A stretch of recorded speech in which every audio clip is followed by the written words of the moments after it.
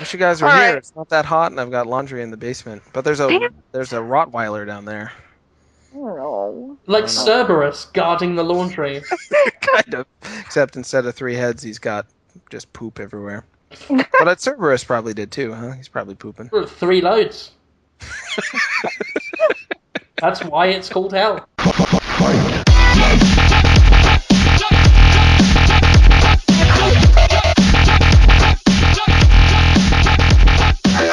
Welcome, faithful listeners, to Podtoid number 153. I'm your host, Jim Sterling. I'm joined as ever, as always, by Max Scoville. Ah! That's more like it. Bit of energy on this. So much energy. On this balmy summer's day. I'm also joined by Tara Long. Hey, everyone. And Jonathan Holmes. Hi. Okay, that's good. Right, high octane. We're really making up for it because our first attempt at this podcast was fucking shit. So I think I actually fell asleep halfway through. damn right, it was awful. It was like coma. This time around, we're gonna fuck this podcast till it loves us. That's how it's gonna work. Damn right, just hold it down and show it some love. Mum. Oh God. What's going on? Yeah. Right. Huh? Okay, this is good because now I don't have to talk about Jonathan Holmes doing things to manic depressives like we were. That's So what I was doing before I came. I know. Well, you weren't doing what I thought you were doing. Don't worry about it. Right. So E3 is coming up. E3 is coming up. This is our pre-E3 show, our pre-E3 ejaculation, which I came up with. That was all my idea. I'm pulling on my britches with pride as I speak. He's lying. I'm not lying. He's lying. I'm not lying. I'm a journalist. Why would I And we're lie? gonna try to record some sort of live version next week while we're all in a stuffy hotel room together. We call it Oh, a yeah. live version. That's going to make it sound really interesting and exciting for people. When I've done it before, I know how it goes. We're going to be very drunk and just shout at each other for an hour That sounds fucking incredible. in a hotel room with very bad acoustics. Probably speaking into one microphone headset. And the sound quality will come out terribly, and you probably get someone like Hamza banging on the door going, "Hey, bonus!" So Call people boneheads? I don't know. Classic Hamza. Boneheads. Yeah, he's a landlord from a 1970s sitcom. I would love that. I could see him with like a big grey moustache and a string vest with like suspenders over like really baggy brown trousers, and he's always smoking and just banging on doors going, "Where's me rent, boneheads?" So that's what Hamza should do at E3 for us all. So I've got Hamza Alright. that. I've got Conrad Zimmerman. And I'm going to make sure he does this. He's going to lick porridge off of his mustache and wink. That's what I want him to do. What? He's going to lick porridge off his mustache and wink. He's going to be Porridge Zimmerman for the week. That's my dream. And that's in addition to what we discussed last week, where we're all just going to bang Chad till his eyes fall out. Oh, that's right. It's Poor really Chad. exciting. What won't be exciting? Sorry, No. Jonathan, were you speaking that's okay. while I was It's talking? just everyone wants to have sex with Chad, and it was novelty for him at first, but now he's just tired because it's just everywhere he goes, he's getting touched and coerced. Yeah. Anyway, I'm what so were you sorry saying? for him, but if I did, I wouldn't do the terrible things I'm going to be doing. So, moving swiftly on. I'm really kind of scared that you guys, like, I kind of assume that you guys are mostly kidding about this, joking around. I'd be so fucking terrified of all of this talk of, like, who's gonna fuck everyone else, who's gonna rape this person. If all that turns out to be true. Yeah, because this is your first E3, right? Yeah. Yep. Yeah, it's something. Oh dear, Max. The worst is the best part of E3. At the first one I went to, Samit did a shit in the shower and stamped the shit down the drain. Wow. What? I was there, wasn't No, I? he didn't do that, but I decided he did that. I decided to tell everyone he did that. I was trying to think of how that could be interpreted as a sexual act, and I still got nothing. Oh, Yeah, that's he so did a shit in the shower and stamped it down the drain. We had Brad No. Nicholson. Oh, that makes it right. Supposed to be sexy or something. We had Brad Nicholson trying to pull a television out of the wall to lift it because there was that's no true. gym at the hotel. So Yeah, he was, that's true. he's picking up the fridge, the wine cooler, trying to rip the TV out the wall because I'm gonna be flabby after this week's over, man. I gotta lift weights and shit. So that's what he did. E3's fun for all the family, not the family. Don't bring them. So that's what we're going to be doing. Destructoid's going to have a lovely time, and every now and then there might be a post about video games on the front page. We're So gonna go bananas this time. How many posts did we get done last year? It was like 60 a day or something. it was something fucking ridiculous. Like Kotaku are known for writing a sentence and calling it work. And Whoa, sorry, nothing. I never say said it. I didn't say anything. I don't know what you thought I said just then. I said it. I said that. Yeah, Tara, don't talk about the competition like that, please. I threw myself off now with my own Okay. dick. E3 coverage, E3 Destructoid. coverage. Last year we, I believe we doubled what our closest on our tier of blogger status did. We had I think we ended up rolling up to E3 with 17 people or something fucking stupid like that, and we absolutely destroyed it because we had Jordan DeVore doing excellent work at home. We had everyone else, including a guy called Eagle Raptor. I still don't know which one that was. But we had fucking John Carnage, Venom, and this guy, and it was you get emails saying, right, Carnage, Venom, and Eagle Raptor are going to go and see this. And I think it was Nick who was like, did we join the X-Men or not? So who knows what's going to be going on this I'd like to year. meet Igor. But it's going to be fun. It's going to be great. And Tara and I are going to be driving down there from San Francisco in a van with. I'm not actually. You're I'm not? Flying down. I'm You're flying down. You just found So I'm out. gonna be fucking stuck in a van with Carnage and Venom on a live stream for 6 hours. You gotta answer your emails, Max. I'm flying down on Friday for a commercial shoot thing. Oh, that's right. I forgot about that. It's You worth fucking prima donna. It's worth warning you, Max, that when a van is rented, it is always without doubt called the rape van. Yeah. Rape Especially Van when there's Winkle. exorbitant rape going on inside. Yeah. So wait a minute. There's a lot of things going on. There's a live stream going to happen from a rape van, and you're going to be in a commercial. Is that right? Yes. Tara? Okay, that's pretty cool. Yeah. What's the commercial for? Is it for Bodyform or not? Oh, I don't know if I can talk about it yet. It's gonna air though, on Springboard before the videos. It is for dog food. It's gonna be Tara feeding dogs. She's gotta go down and just feed a bunch of dogs. She's gonna go, yeah, these dogs love Destructoid dog food. It's That was totally true. What I just said. You want to generate a thought and an idea right now, Max. But when the words come out, that's what you get. Let's just go with that. Yeah, it just happens. Yeah. It happens. That's where you're at. That's cool. Kibbles and 8-bits. Oh, you turned it around. That was good. I enjoyed it. Very nice. Yes. Right. I've been trying to crack on for 10 minutes, but I'm a weak-willed host, so I couldn't. But let's crack on. Let's get on here. We've been dawdling around far too much by half. Microsoft. We're going to talk about the big E3 press conferences. They're always the highlight of the week, which is funny because they're right at the beginning. Everything's downhill from there. You start off big, you then go see some of the hot titles, whatever Rockstar's got going on. You go over to EA and Activision, see all their big titles, and then you end at Majesco's booth. That's how it goes. Although, to be fair to Majesco, they've got Blood Rain. So I'm kind of looking they do, don't they? At new Blood Rain. But yeah, we're getting sidetracked again. We're going to talk about all three press conferences. I'm going to end on Sony because I'm really looking forward to talking about their press conference and how funny it's going to be. But the direct opposite of that is going to be Microsoft, who, for the 2 straight years now, have had fucking boring press conferences.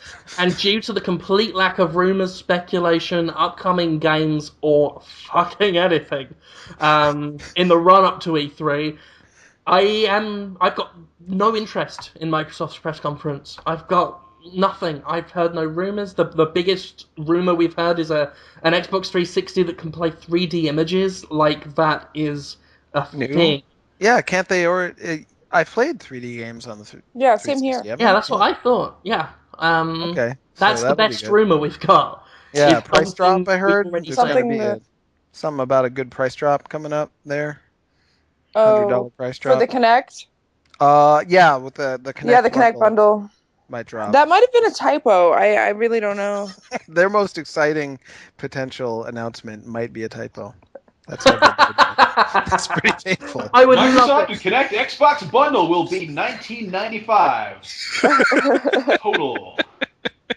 Not the typo. Right. No to have- takesies, backsies. To actually have them on stage going through this press release, well, that's not right. Cross that out. Cross that out. Cross that out. Fable 4, what is... That's not... No. That's TGS, just you no. boner. So they're going to cross that out. Yeah. As far as I can tell, it's just going to be... We were talking on there before we recorded that Kinect seems to be the thing they're pushing in Still? well, at a time when everyone else has gotten bored of motion control. Like, Yeah. Sony seems to have more or less... Well, they barely supported it to begin with. And they don't seem to care now with their PlayStation Move. The one upcoming Move game I know of that looked even halfway decent was Sorcery, and I don't think that's being shown. So that shows you just how much commitment we've got to that. Yeah. We've got Nintendo allegedly stepping away from motion control with Cafe, which we'll talk about later. So yeah, as far as I can tell, Microsoft still really wants to push this Kinect shit, and I What about can't... Skype? Oh yeah, they bought Skype, so that could be good.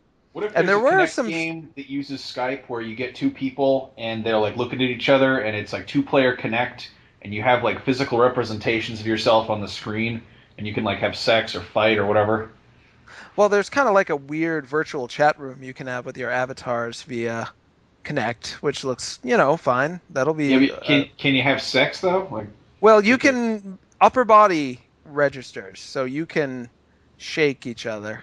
And, Do the avatars yeah. have boobies? if you're a girl avatar, or yeah. Do you think that's deliberate Sounds hot. then? The upper body stuff, so that no I one think can, I think they know what would happen. Yeah. I saw on Famitsu, I submitted this to Tips, but since I don't know Japanese, I didn't post it myself. I follow Famitsu on Twitter, and I saw a post from them of a Kinect game that actually looked kind of awesome, that I'd never seen anywhere before, of like dudes kicking each other's asses on like rope bridges and like weird back alleys and on top of buildings and near hospitals and stuff. Sounds like That might some be great good. places to get your ass kicked. I want to get my ass kicked in an alleyway near a hospital on top of a mountain. But Kinect hasn't really had Didn't its. you do that at Wii Skull boxing. Max? Like when you have arranged a fight, it was I'll meet you by the rope bridge. Yeah. Over the gorge. Over Anaconda Gorge. Picture of Dead Man's Turn. Yeah. I'm gonna be at Murder Pass at 3 o'clock with your lunch money. What is Murder Pass? It's fucking next to Safeway.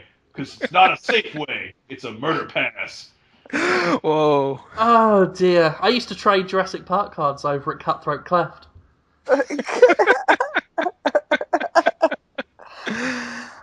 Oh my. Tempted to tell a story now. A true story.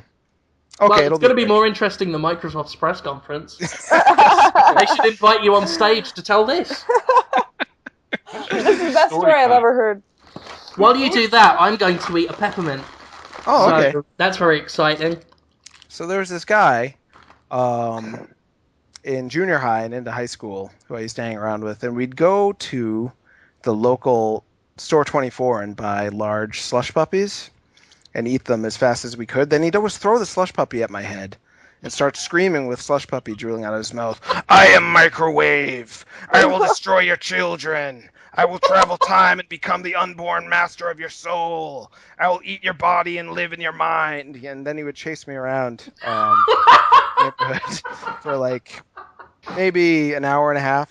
Just like I'd be running and screaming. How old were you? Glad you thought it was funny. I I was honestly like wasn't sure if it 19. was funny. It was pre-driving age. I wouldn't have been. Yeah. Yeah, he was an alright guy. We hung out for a while until he shoved a Heavy Metal Maniacs best of tape in my pocket while we were at Kmart after we had the Slush Puppies, and I got caught for shoplifting. Then his dad wouldn't let me hang out with him anymore. Oh my. Wow. He also didn't like his dad thought I was too ethnic. He's like, that beige kid, watch out for him. He'll steal from you. Yeah. I had a friend growing up, my best friend who lived next door. I broke my wrist in 5th grade. I fell off my BMX bike, and my mom wasn't home, so I just like went inside, and I was like, "Fuck, my wrist hurts." So I like went and I took a bath. I was in the bathtub, and I hear my sliding glass door open, and I hear like kind of like laughing, and it's my neighbor Chris and his friend Corey, and they snuck into my house, and I hear sort of this rustling, and then they fucking kick open the door, and I'm lying there in the bathtub with a broken wrist, you know, naked in the bath, and they just throw my cat in the tub with me, and then like run out of the house. And like, what are you gonna do? Like, I don't know. I was just like, fuck, man. Like, yeah. He's like still my best friend to this day. Aw. Wow. That wrist was broken. Oh Might have been man. the cat that did it. I don't know. I too have a fun Slush Puppy story. Yeah, can we hear it? And then Yeah, me and my friend Leo once laughed at a Slush Puppy cup for 46 minutes.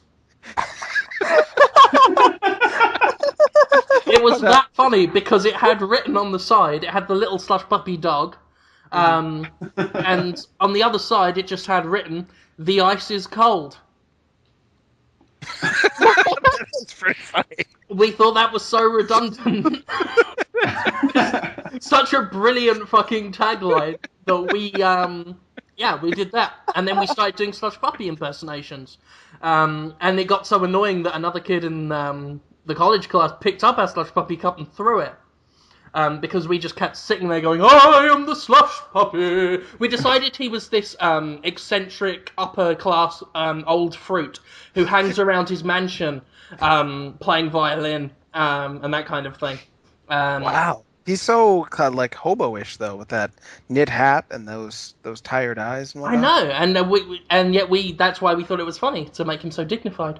Right, that makes sense. Yeah. And we used to write commercials for it, and we wanted to film these commercials. So it'd be something like, you know, there was a whole gang of white kids sort of kicking at this young ethnic boy.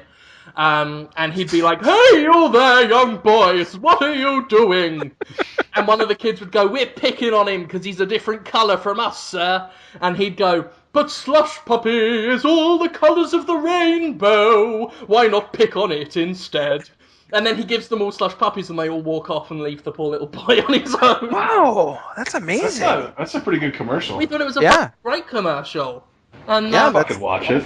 yeah, no one wanted to listen to our commercials. Maybe we'll now. Yeah, We should start making commercials to air on Podtoid so we can take bathroom breaks. that would be very good. But I would not edit that in, Just play it. I don't know. unfortunately. I guess we should talk. I'd do it. I'd get an old cassette recorder and put that up to my PC speaker, then record it onto a cassette, and then play it back through the microphone in real time. I'm that lazy, I would go to that much effort to avoid doing less work than it would have taken. Editing sucks, though. Yeah, it does. It's painful. I don't blame you. Especially sound, where you can't see what you're doing. Like, I can knock up a visual video in an hour. It won't look good. It never does. That's why The Escapist hates my guts. But I'll do it in an hour, and then I can go do something else. Right. I can watch Adventure Time or something. Good afternoon. Yeah, I want to watch that. Yeah. show. Yeah. We're wasting time talking about bollocks. Microsoft. Anything, I mean, Gears of War. Okay. Gears of War 3. That elicited. I'm looking forward to Gears of War 3. that'll be But fine. I don't need to go to and see a press conference to know it. about. I've played the beta. I'm going to be looking at it during E3 week. I don't need a Microsoft press conference sort of taking up precious time to do that, just to, look at some footage we've seen. Or I mean, they're probably going to show a bit of a campaign, I guess. But I'm as excited as I am for Gears. I'm not excited about Gears in the press conference, Right, if that at makes E3. sense. I think they'll show something. I mean, it was Reach last year, right? Was Reach out by summer last year? It wasn't out yet, right? I can't. Halo? It came out in September, I think. That's right. And then it was ODST the year before that. So they're due for some sort of Halo announcement at this point. Yeah, They I'd might say do so. Yeah. Yeah. So But that could I be. think all 3 past Halo titles have released in September, like in consecutive years. Yeah, I think you're right. So who knows? This one. They're a little too predictable is the feeling I'm getting at this point. I mean, it's hard to be excited even about games will be fun when there's no kind of dramatic build up to it. It's just become routine at this point with them. I agree. Like, they've got no big... Microsoft don't have any big announcements anymore, and that's fine. I mean, they're consistent. 360 games are consistent, but there's never any massive high anymore. And when it comes to them at E3, I'm not interested. Yeah. I don't think I will. I don't even know if I want to watch the press conference. Yeah. They're pretty Usually long. I do, yeah. Usually I'll sit and I'll tweet about it, or I'll be there to help and break out stories and that. But for the past couple of years, I've watched all of the press conferences sort of religiously, just with that excitement of what's going on. But Right. now, if I watch the Microsoft press conference, it will be purely for work and with no real interest there. So Yeah. Well, who knows? I hope they surprise us. They may come up with no, they're not going to. Yeah, I defeated that idea. I mean, they before. might have some big thing at the end. You never know. I mean, yeah, maybe, but it won't be that big. It won't be as big as a new console, or I don't think, not at this point. No, I mean that And said, they even though Valve aren't showing any games, I've heard they're going to be around.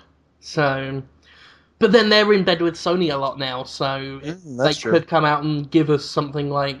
I mean, I'm crossing my fingers that they announce Left 4 Dead 3 soon. Not because I want to play it, but because of the amount of raw, undistilled, beautiful butt hurt that I can collect and put in my little satchel. It's going to be amazing. It's so weird to me. It's such a new frame of mind that people have when they're like, a sequel to my favorite game? You bastard! How could you make more of what I want? I want that, but not to have to pay anything for it. That's the way you're supposed to do it. It's fucking Don't make crazy. me pay. Yeah, it's so weird. It's nothing like when I grew up when, we heard there might be a new Metroid game someday, and we all freaked out and thought about it for like 2 years, and then when it finally got announced, we, pledged our lives to it. That's how Super Metroid was when that got pre-release hype back in the 90s. Yeah, But then, of remember course, sequelitis wasn't such a big common thing. I mean, we had long-running franchises, but not this whole one Call of Duty a year kind of deal. That's true. You didn't quite have it that bad, and maybe it's people just rejecting it now because they've had so much. Who knows? But Valve always breeds very weird fans anyway. They do. They're a lot more entitled than average fans who are already. I like how Valve hasn't actually made a third sequel. They haven't made any. It's all. Yeah, they haven't gotten that far, have they? they Team stop at Fortress 2. 2, Portal 2, Left 4 Dead 2, Half-Life 2, Episode 2. Like, there's. Yeah, that's funny. I still laugh about that. Yeah. Yeah. Okay, let's move on to Nintendo. Okay. Nintendo is the only press conference I ever try and get into to watch. Not because of any great loyalty to Nintendo, but because you're always guaranteed a fun show. Yeah.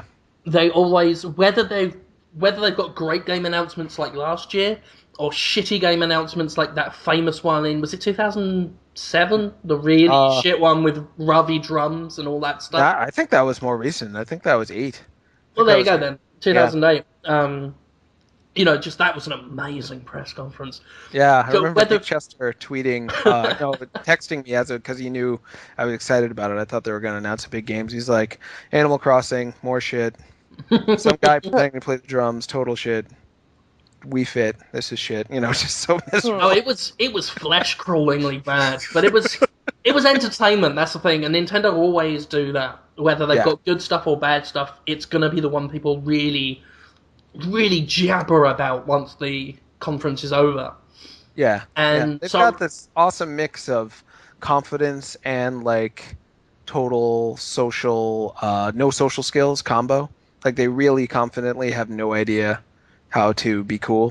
So yeah, you put them together and you're gonna get a show for sure. Reggie's amazing because I've never seen someone so uncomfortable and yet so comfortable with it. Yeah, So yeah. fucking suave and cool when he's awful. Yeah, It- and in pain at the same time. There's like an Yeah. undercurrent of like, I hate you for being here. Why are you making me talk to you? and Like, the fact he can't say a proper sentence. It's always Nintendo, new ideas, video games. I'm Reggie feeds me. Mm. So, he is enraged about it. but Somehow. it's always. I mean, that's the show that to me is. It's what I think of when I think of an E3 press conference. Yeah. My mind defaults to Nintendo. So, and last year that was actually the first conference I ever successfully got into, and it was a good fucking conference to be in. Yeah, you Yeah. were happy after that. We Oh, did yeah. that video with Chad. We were both, barely able to contain ourselves. We were so psyched. It was Yeah. a really fun show. We had what? Epic Yarn, Mhm. Donkey Kong, Golden Sun, 3DS. 3DS, not Ocarina, Skyward Sword, the 3DS. It was an amazing show. Yeah. And this year, Project Cafe, it seems, will be that'll be the big thing. So we've talked a little bit about this, but excited to see it. We think it's going to be awesome. Oh yeah, I'm Oh, very yeah. very excited about it. Particularly not so much the console. I mean, I think the console will be serviceable. It's the games that I think going to make it. I get the sense that third parties counted out the Wii before it came out because Nintendo was coming off the GameCube. They were kind of the losing race at that point. People all betted that the PS3 would be the next big thing to follow the PS2. So they put their money there, and they've done well, but not as well as if they had kind of started with Wii support from the beginning. So I have the sense that third parties are going to try to make up for that and really support Project Cafe hard from the beginning, and hopefully we'll reap the rewards of that. I hope so.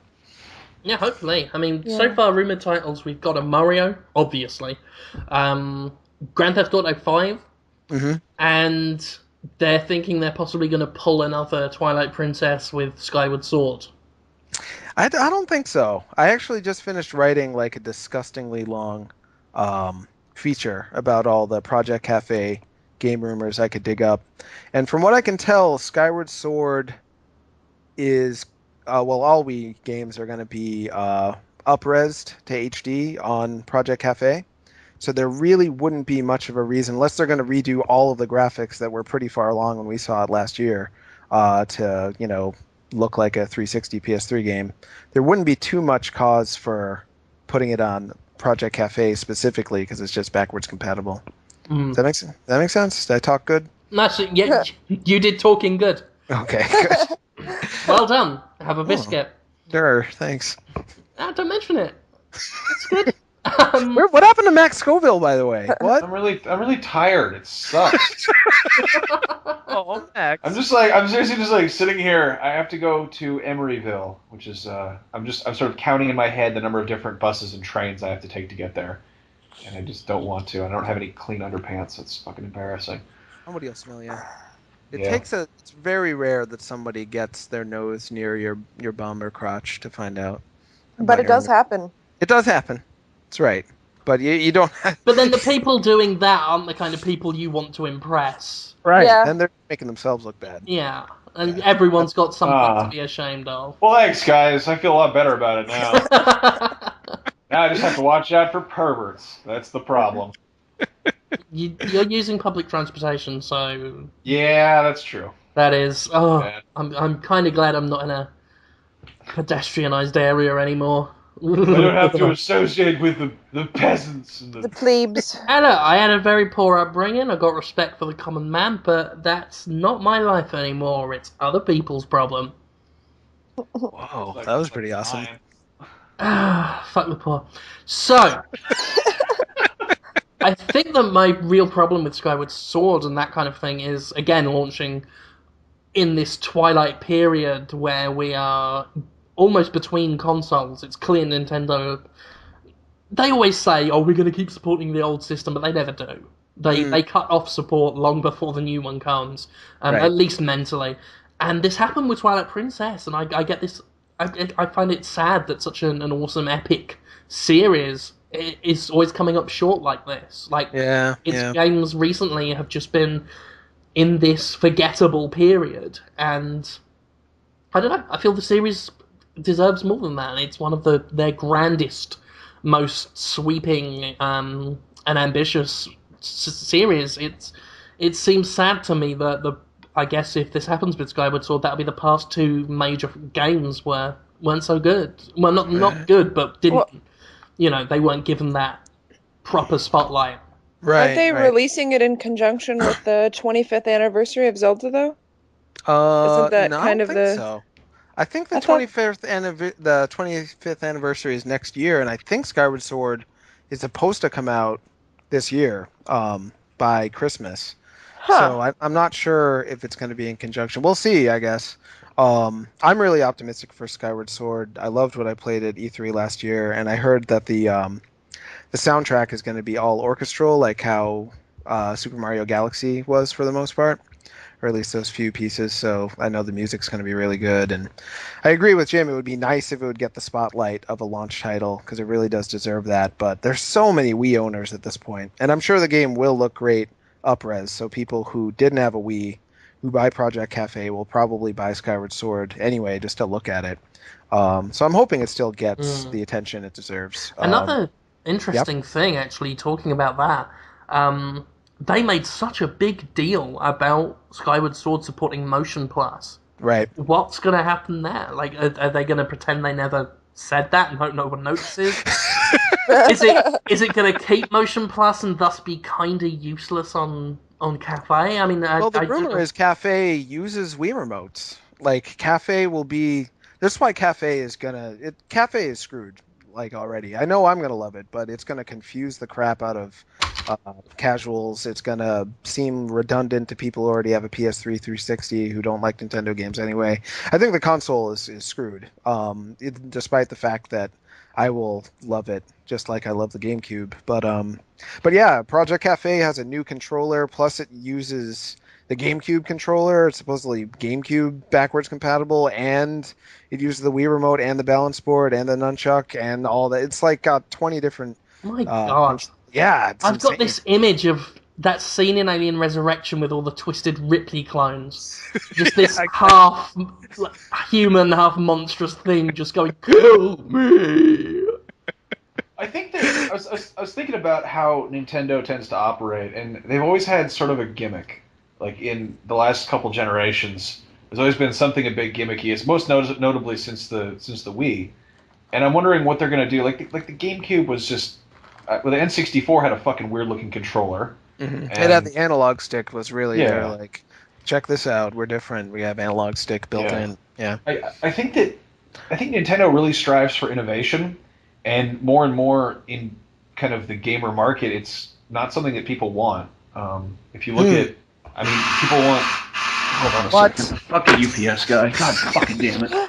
Better be like a Nintendo or something. I feel so bad for Max Scoville. He's so enraged. I'm gonna get him like a claw so he can just act his rage out on some tin cans or something. Bad day to be Max. Is it something Okay. good, Max? Did he get like a I don't fucking. I'll let A him leave chamois outside or the something? door. I put a bear trap outside the door. Punish him. Yeah, no, I was saying. I think that. I mean, the NES was the fucking the original, and the Super NES Yeah. was kind of a continuation thereof that introduced some cool ideas, but they didn't do anything too crazy with it. And then the N64 was like, I still hate the controller because I don't know what to make of it. I Hold on a actually second. really his rage is so charming. I can't explain it. Should I talk about what he's talking about? I have these deep thoughts about it, but I didn't want to interrupt him. Yeah, I'm gonna just do it. I'm gonna go with it. Yeah, I think that Have you guys ever seen I'm Gonna Get You, Sucker? Did you show me that? It sounds really I know I familiar. I know I wanted to. I don't think I ever did. Is Jim even here still? Yeah, I'm here. I'm listening. Okay. Let So you and guys I'm talk. gonna get. What did you What get, happened? Max? You guys sound like robots. Hello? Hold on, I'm gonna open it. I'll do an unboxing on the air. Woo! Could be Okay, something cool. do it. Do a user-friendly unboxing. What is it? Oh, Feeling good about this. I cannot believe I had to sign for this. It's 4 boxes of Cheez-Its from Amazon.com. Wow. Yeah, some The people's gift that girlfriends keeps on get giving. drunk and makes out with other dudes. My girlfriend gets drunk and orders 4 boxes of Cheez-Its from the internet. I had to sign for that. I had to give the guy my last name and first initial to sign for 4 boxes of Cheez-Its. Cheez-Its are pretty good though. They're pretty good. Yeah. Oh my There's a God. trick Anyway, you can do. If you I'm gonna tell you guys about a real quick trick. If you buy the Easter themed sweet tarts, do you guys like sweet tarts? yes. You know, how every Easter they do like sweet tarts that are shaped like bunnies, chickies, and eggs for Easter. No, but go on. Okay. If you call the sweet tarts company and say that you're allergic to eggs and that you're angry that there's egg-shaped sweet tarts because you can't eat them because you're allergic to eggs, they will send you bags of free sweet tarts to try to keep you from suing them. Oh my god. I How did do you it. know this? I did it. What? Yeah. Oh, John.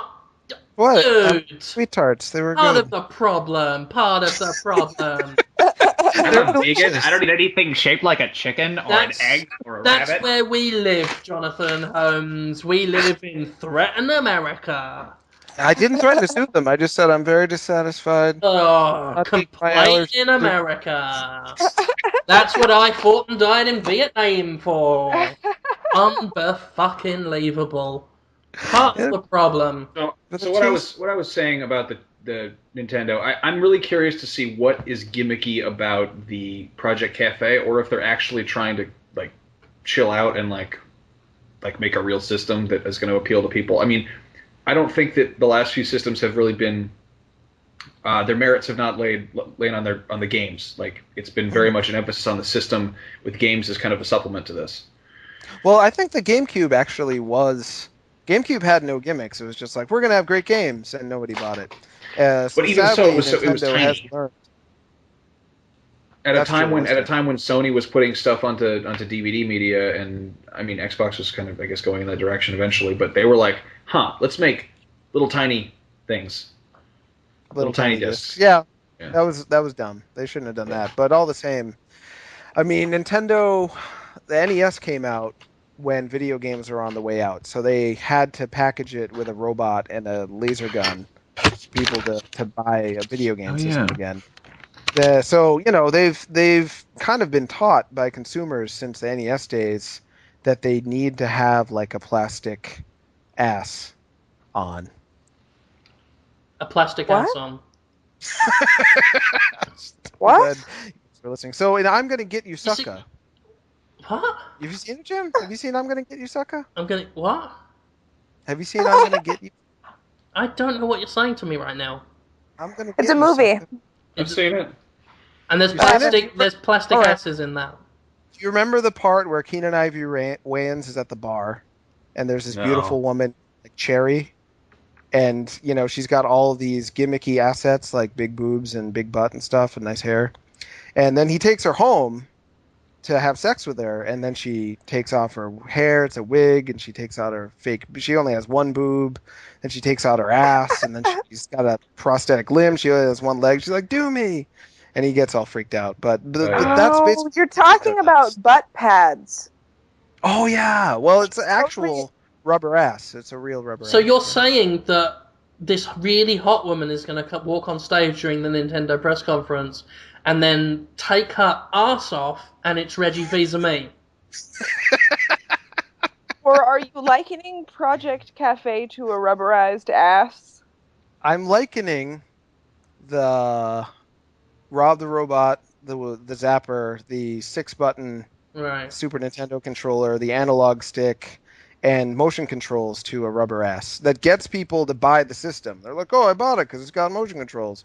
And then actually when they own it, they end up playing non-motion control games like New Super Mario Brothers, Wii, and Super Smash Brothers, which are actually great games, but they need to get those consoles home before they can even... So what you just literally said was Project Cafe is a rubber ass. And I hope that once the ass comes off, that, feel pretty good in the sack. Pretty good in the sack. That is the weirdest comparison I could possibly... Come on, it made a lot of sense in a way. I think my M. Night Shyamalan was a little bit less esoteric. I get it. Remember that time in that movie where Keenan Ivory Wayans tries to have sex with that hot lady, and then it turns out she's an amputee? Yeah, I love There that we go. movie. Oh wait, Yeah. you're making fun of me. I Yeah. thought you were just talking. You can't be an amputee if you're just missing a boob. It's not a limb. She was missing a limb too. She was hopping at him. Oh, well, thank God for that, so long as she was fulfilling some quotas. Jim's still angry at Americans because I got those free sweet tarts that time. Oh, unbelievable, Jonathan Holmes. It was so tasty. They're so good. Is this communist America? No, it is not. This is proud America. The country that I founded. You're the one. You're just taking credit for everything today. God, is this... Did Bible Goes West teach you nothing? I thought that there were no cats in America and that the streets were paved with gold, and that movie is a fucking lie. That Don Bluth is full of shit. They're paved with the lies of Jonathan Holmes. I say gold or cheese. Lie bricks lie in the street. Sorry. Wow, I've really ruined everyone's life. I feel like not I feel mine. bad. Oh, thanks. Yeah, you're really sticking up for me today. Thanks, Sarah. Appreciate it. Yeah. So I'm actually... Oh, what's that? Nothing. What good did Bin Laden's death do us when people are still scamming sweet tarts from good American people? Let me ask you this. Okay, I think we've discussed Nintendo quite enough. Yeah, I guess so. Yeah. I'll just say real quick, I'm excited for... I'm actually excited for the Wii games I think are going to be announced. I think Last Story is going to get announced, and Rhythm Heaven. Yeah, I think that's actually going to come out, at least to Europe, and I'll import it from Europe if I have to. And Rhythm Heaven, that's a good game. Yeah. Yeah. Yeah. Oh, that's nice. Yeah, felt good. Yeah, everything's good again. It will take... I will put it past us, Jonathan. Sweet Tart incident. I don't know if I can forgive you yet, but we'll work on it. Thanks, Jim. America. Okay, Sony, their press conference now, usually, because Sony's press conferences get a lot of people watching, I usually use that time to go out onto the E3 show floor and play a load of PS3 games. Because people are too busy watching the press conference and doing their jobs. And I get to play Killzone for a bit. Killzone's not here this year, so I'm going to watch the press conference. But I'm actually really excited for this one because I want to count how many times they make a cringeworthy, embarrassing, and awkward joke concerning the PSN hack. I am going to enjoy it so much to see Jack Tretton, the man whose humour is comparable to a crushed thimble, try and make a joke. A self-deprecating one at that. So I think it's going to be fucking hilarious. And that's my prediction for E3. Yeah, I'm feeling the pain already. I can't help but sympathize with those in the position of having to somehow be on a stage and talk to a bunch of people that pre-hate them. I mean, there's going to be a lot of bad feelings going on. I think that the only way I think they could really pull it off and come off graceful is if they get Gil from The Simpsons to do it. Just come out and be like, hey, we got the PSN network hacked, and my wife's going to throw me out. I sleep in my car. Like, they need to just come out and just be really they need to be pitiful. Yeah. That would require self-awareness. Unfortunately. I think instead we're going to get Jack Tretton come out and go, hey guys, hack, and then expect a laugh. That's not going to happen. That's funny. But I do think if they actually went like really full on and out with it, it could be hilarious. But they're going to try and be too smart with it and try and still have dignity, and dignity is rarely conducive to good humor. So you know, that's true. But they've actually got some exciting stuff to show. Fair play to them.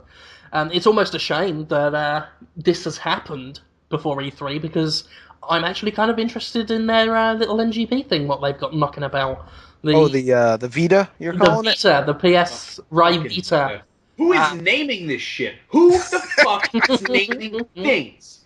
I'm sorry, but like we used to have like Virtual Boy and like Nomad, Jaguar, Lynx, Super Nintendo, Sega Genesis, and now it's like Wii, Vita, 3DS. It sounds so dainty. Yeah, it's fuck cute. all of that. Fuck it. It makes it so goddamn sterile and boring. These are fucking video games. These are not pieces of office equipment. These are not like feminine products. Oh, this is great. Feminine products. Wow. What would you call it? The fucking Vita? Are you kidding me? I'd call it the fucking PSP 2 is a good start. Maybe the Pocket Station? Like, I mean, no, the Fang.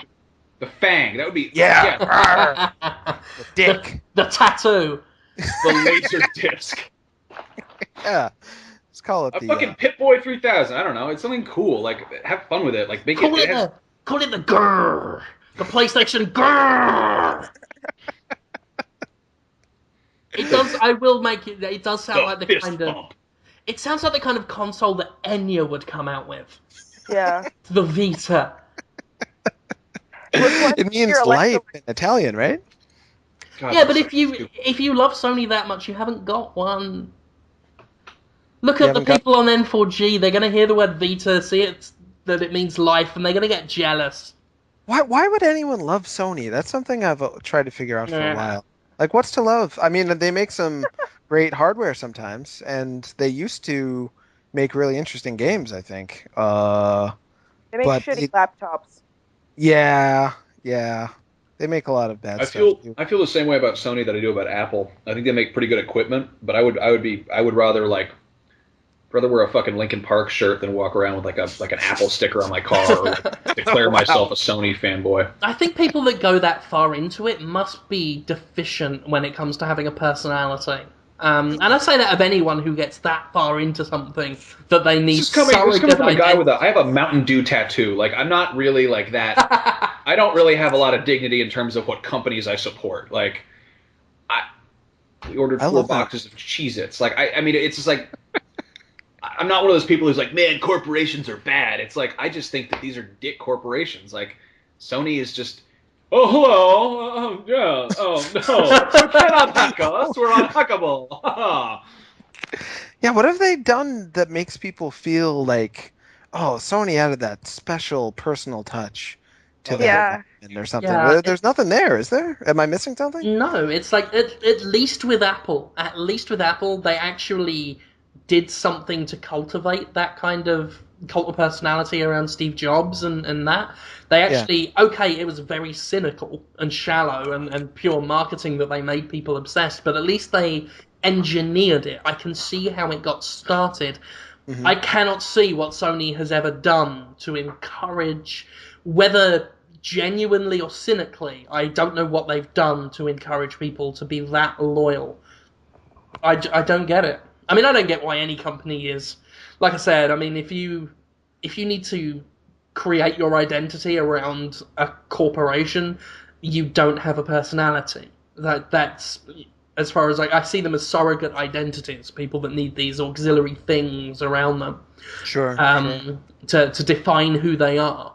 And I say that about, anything. There's no difference between, like, a 12-year-old moron who is obsessed with Sony and some 30-year-old woman who calls herself a full-time mommy and defines herself by the fact that she squirted something out of her cunt. So I see no difference there. Wow. Sorry, I'm making you laugh. Yeah, we all felt a feeling just now when Jim said that, I think. But yeah, I don't know what Sony did to inspire that, because they've never done that. It's not like Nintendo where there was a history there that people grew up with it and formed this long-lasting bond. Yeah. But as far as Sony and Microsoft go, I do not get it. I think I just figured it out while you were talking about people squirting people out of themselves. I think I figured it out. That like hit something in me, and it all made sense. Oh, Yeah, well, okay. I feel like I'm talking too much. I just drank a bunch of coffee, so no, I'm not talking over you guys. You promise? no. No, you're alright. Okay. You Oh, talk like as much as listening you to you. like. all right. What about Max Scoville? I miss him. So, Okay, so you're there if you want to talk. Okay, so Nintendo really captured people's imagination, like Jim said, from an early age, and they're, for by and large, Iwata and Miyamoto are artists, so people identify with the fact that they were developers first, and they've become kind of business guys second. So they are game developers, they are creators of things, so people like that, and people like Microsoft because they, have kind of bought into this Xbox Live identity, which makes sense. They really cultivate a way to. You can be a different person on Xbox Live. There's so many opportunities to use the online services to also, do so much. Yeah. going back to what I said, if you look at the Xbox, it glows neon green and tries to look cool. Like it looks like a Yeah. toy. It's got different It colored is buttons. It is the Mountain Dew box. Yeah, Yeah, exactly. Totally. Yeah, It's so- extreme with an X.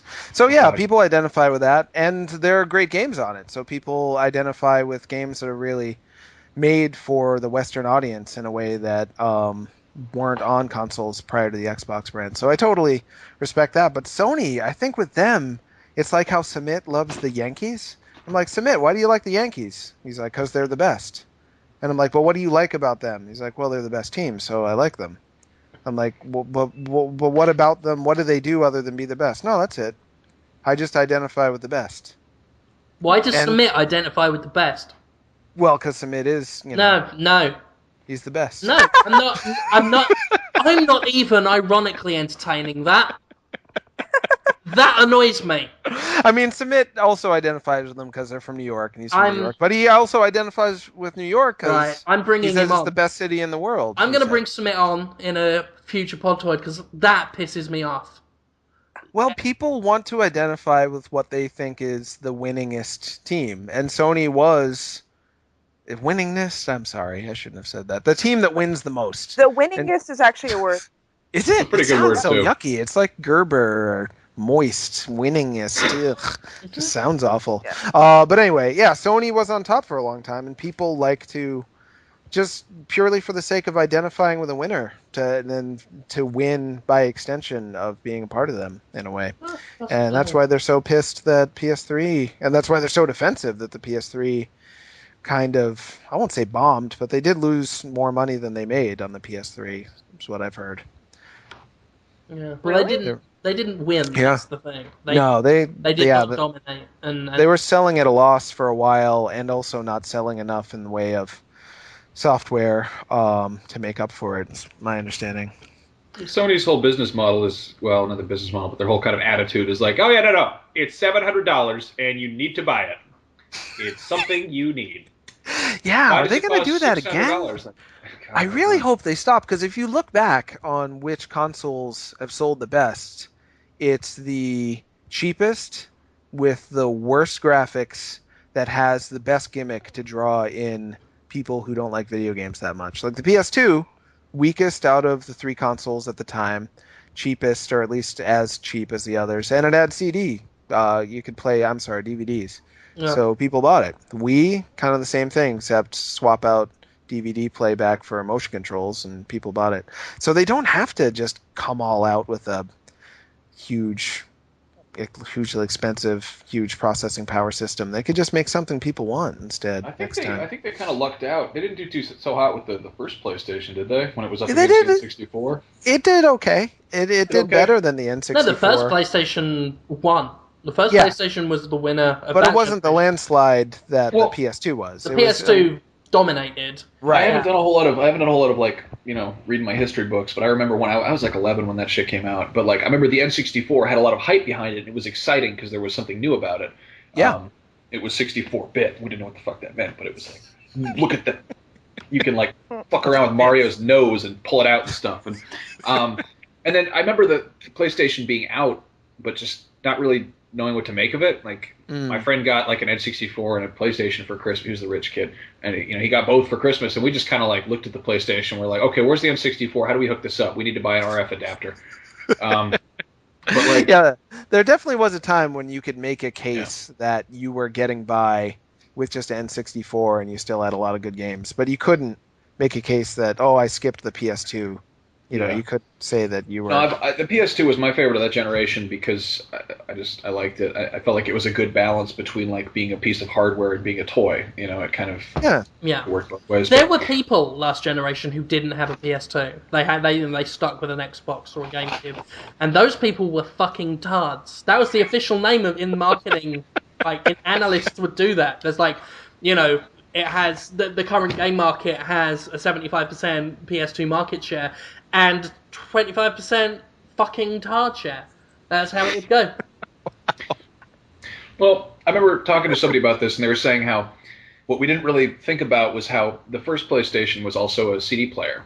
It also had like RCA output, and it was like pretty decent sound quality. And at that point, CD audio was the standard. It wasn't like a new thing exactly, but there were some people, especially people who were 11 years old, who did not have a CD player.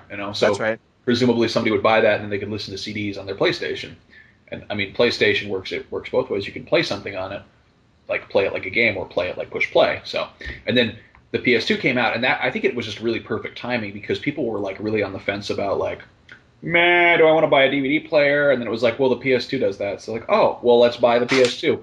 And then I think the PS3 really jumped the gun because Blu-ray, it was still in the middle of the Blu-ray versus HD video at the time.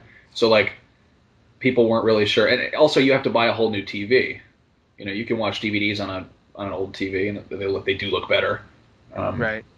But it's like as far as the format switch, I think they really just, if the PS3 had come out maybe 2 years after it did, it probably would have done a lot better, I think. Well, that's an interesting idea. I'm not sure because I don't know if Blu-ray necessarily would have won if it weren't for the PS3. Like, no one really cared about Blu-ray or HD DVD, but people ended up caring a little bit more about Blu-ray because it's already in my PS3, which I bought assuming that it was going to be awesome because I love the PS2. Yeah, I still don't. I don't want Bluray. Like, I was thinking about this. No. It looks old movies on like unless they go to the real effort to make them look nice and actually go through and clean them up. It's kind of stupid, and they kind of look like they were filmed on a handy cam. Yeah, it just unless like a movie was shot on like IMAX or super high def video and was meant to be put on Blu-ray. It kind of. Man. I wasn't sold on Blu-ray until I watched the Rocky Horror Picture Show on it. Really? And I know, like, it was surprising. Like, I guess it was just the colours they used, because it's a very colourful production.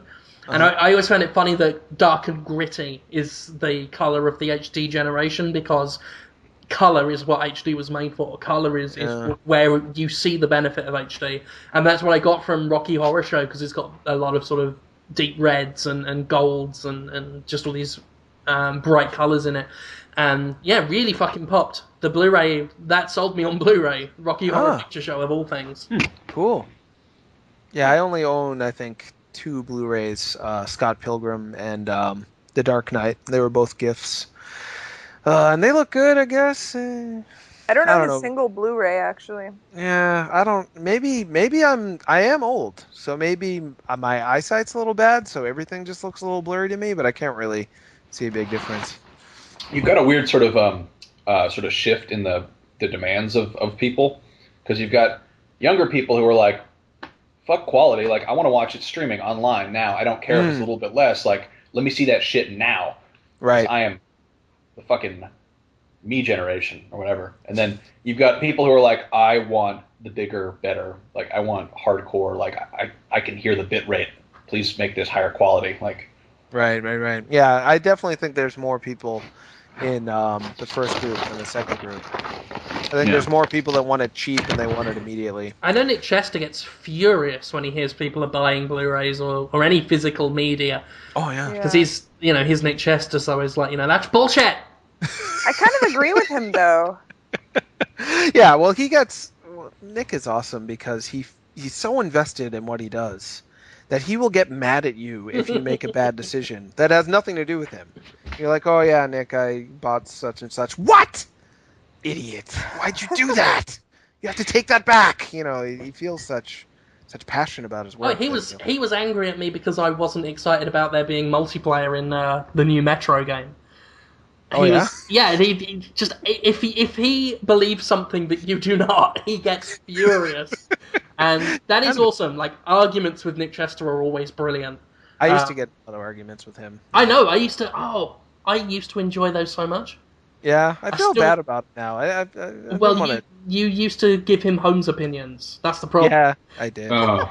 And He got yeah, passionate, but, and yeah. he couldn't process those, but they were so funny because I knew you'd say something and I'd be like I'd be like Nick, what? You crazy? And then Nick would march in, and then it would be on. So yeah, that was we wasted a lot of time on that. That was fun. Guys, I gotta go. Preview a game. Oh, what game? War of the Worlds. Oh, that could be really? Good. I like the idea. Is that's not based on the Jeff Wayne War of the Worlds, is it? I don't know. They sent me a thing. They mentioned that it's sort of like it has nothing to do with the Tom Cruise movie, and it is. They compared it to Out of This World or Not of This World, whichever version. That could be good. Out of This World, the Shahai. Like one of the guys from Dust. Eric Chahi. It's rotoscoped evasion-based platformers from the Genesis era. I love Flashback and Out of This World. So I saw that and I kind of jumped at the chance. I hope it's good. Yeah, I hope so too, because I'm going all the way to fucking Emeryville to check it out. I will see you guys later. Have fun. Oh, can I answer one question before I go? Okay, I love the questions. Ask him a question. Oh, you want me to ask a question? Yeah, I thought you had one. No, I don't. I'm not looking at them. I thought you had one picked out. Okay.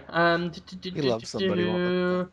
Okay, here's a simple one. Samurai Dino asks, with Shinobi getting a new 3DS title, any other classic side-scrollers that you'd like to see remade or reimagined or retarded?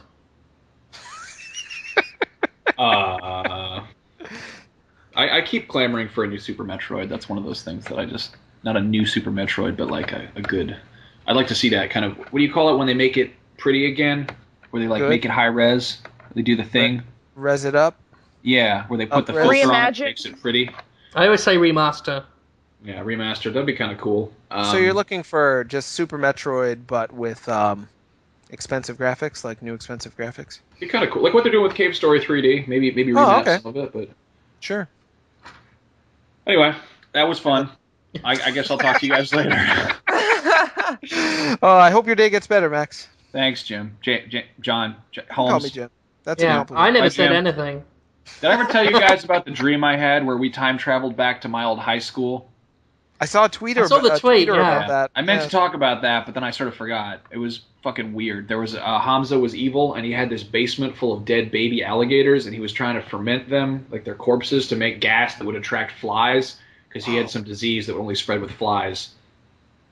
That's such a detailed dream. You really worked out that. Yeah, there's a terrifying logic there. Fucking bananas. That's great. Did we survive?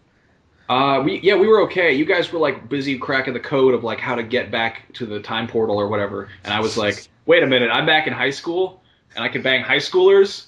So that was my kind of. Oh, you had your priorities straight. Yeah. You guys find that time portal. I'm gonna find some other portals. Whoa. Oh. Anyway, bye guys. Bye. Bye, Max. We love Max. Yeah, we'll miss Max. Okay, well, let's quickly do this. Then we can do user questions. Then we can. Oh, what are we doing? Did we do Sony already? Yeah, we did enough Sony. It's gonna Uncharted 3. Yay. Uncharted 3. Yeah, NGP, PS Vita, whatever. I'm excited to look at the Vita. I will say that. I wasn't sold until I saw Killzone, and then it's hooray! I can do exactly what I do on my PS3, but on a bus. And strangely, I think that's a good thing. That was another thing Nick got furious at earlier when I was trying to argue with him that, it's okay to play Castlevania games on a DS, and he's like, no, it's gotta be in HD. Man, do I not care about HD. I tried so hard to care about it after Nick's last lecture.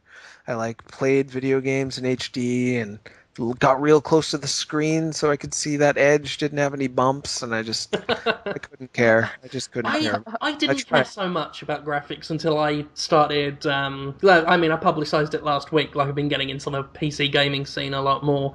I didn't care. Now I'm playing Hunted, the Demon's Forge on the Xbox 360, and it makes me want to be sick. I'm so disgusted with how it looks.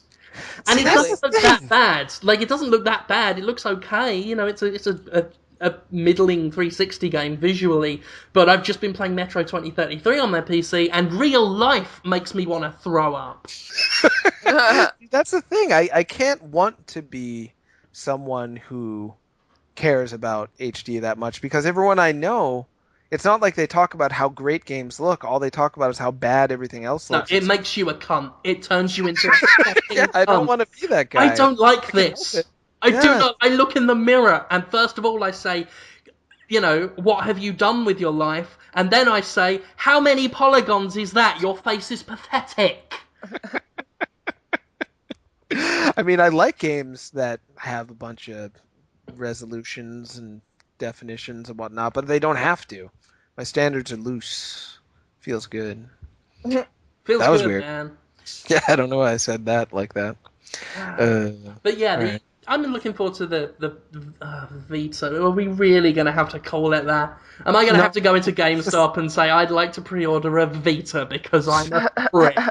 I really hope they stick. What's wrong with Next Generation Portable? Isn't that a pretty good name? It's got code name written all over it. I think it's shitty. It sounds like a code name. I think we've just gotten used to it. Yeah, that's true. Because when I first heard that, I was like, that's some bullshit right there. Some bullshit. The Hunter. The PlayStation Hunter. Oh, that would be great. The Wolverine. No, that's already copywritten. The bastard. The PlayStation bastard. The Penetrator. Whoa! That's the brilliant. Punisher. That's also copywritten, I think. The Hostage Taker. Yeah.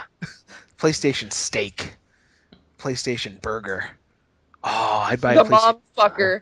That's what What? Where did that come from? Okay, so you know those guys, those like creepy old guys who you imagine would like hit on. He's the type of guy who would like fuck your mom. My mum dated a lot of creepy guys, so yeah. Yeah, exactly. That's a term I just heard recently. A mom fucker is like a seedy old guy, the type of guy who looks like he would like fuck your mom. The kind of guy who isn't necessarily like old, but he's too old. He's like your parents' age. Yeah, he's too old to be in the dating pool, like banging random chicks, as it were. Huh. Anyway, what is this kind of guy? What kind of clothes does he wear so I can visualize him? He probably wears a sports coat with jeans. Okay. Or a gas station attendant outfit. Anywhere in between. If we're in Britain, he'll be wearing like a dark navy blue t-shirt with white paint stains on it where he's been painting and decorating. Ponytail? Is this a ponytail kind of guy? Optional. Oh, yeah. I'd say optional. Lots of grease in the hair, I would imagine. Oh, all right. So thinking about an oily face. I don't know why. with a reddish texture to the skin, like a hot, yeah, thick, meaty fingers. And that is what the NGP will look like.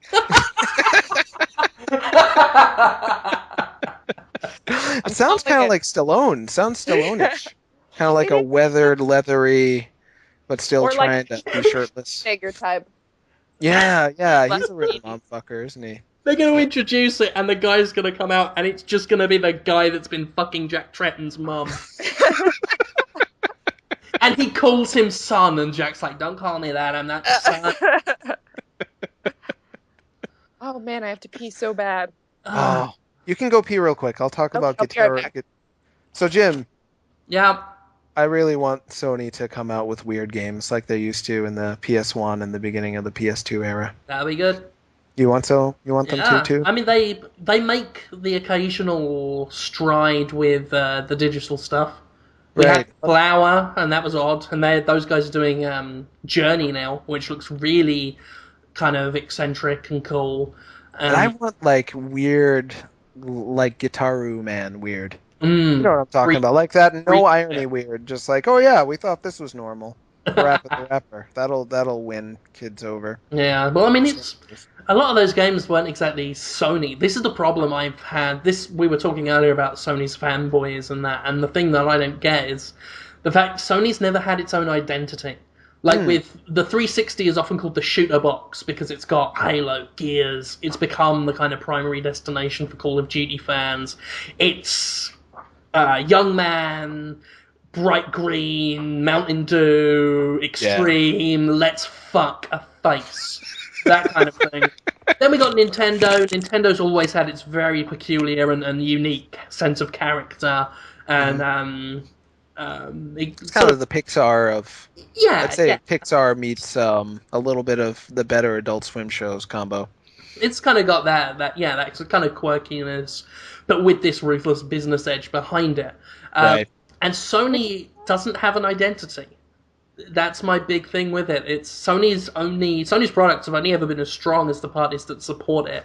And I Right. think that's why we've had such a problem this generation with the PS3 is the publishers are finding their support better rewarded elsewhere. And that's not Right. an indictment of the system. You know, I love the PS3. It's a fine bit of hardware that was, to be fair, built by fucking chimps who didn't know what they were doing. And that's why it takes 10 years, literally, to download a firmware update. But, yeah, there's no identity there. They've never had their own... They've never had their Master Chief or their Mario.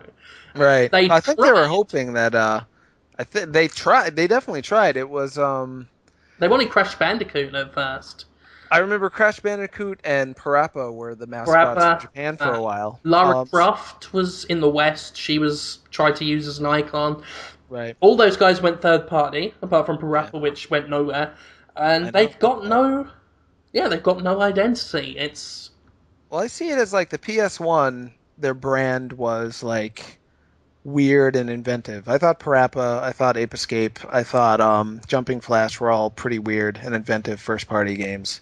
PS2, they kind of started to get into the movie as game style feeling, and they've just gone all the way to that with PS3. Like God of War is basically just a game action movie you can play. I mean, Uncharted, another action movie you can play. Heavy Rain is a boring movie you can play. Yeah. You get what I'm saying. So that they've gone. I think Sony really, they're mostly a movie company. That they make tons of movies, and that's where their heart really is. And they're trying to be like, hey, we can make games that are like movies, so you'll just like movies more and go see our movies. I think that's really where their heart's at still.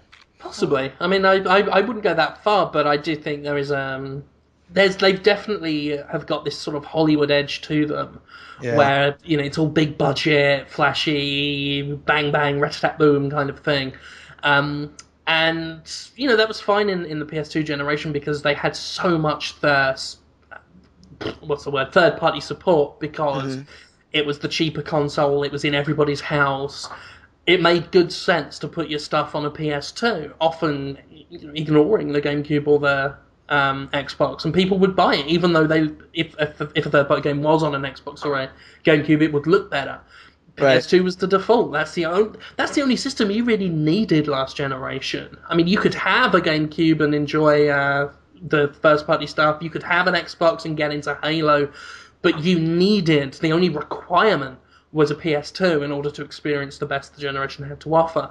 And Sony got lucky, I think. They had some big breaks. They benefited from several missteps from Sega, especially in the 2 generations ago. Then, the poor Saturn, yeah. Yeah, then Nintendo's missteps with the GameCube and Microsoft's later rival. So they were there in the right place, right time. With the PS3, Nintendo had this massive lucky break. Microsoft had gotten a lot more competitive and savvy and comfortable with the market. And they were Sony. And they just thought, we are the best. People love us. People love the PS2. They're going to love the PS3. And then they didn't know what to do. Fuck, I wasn't expecting this.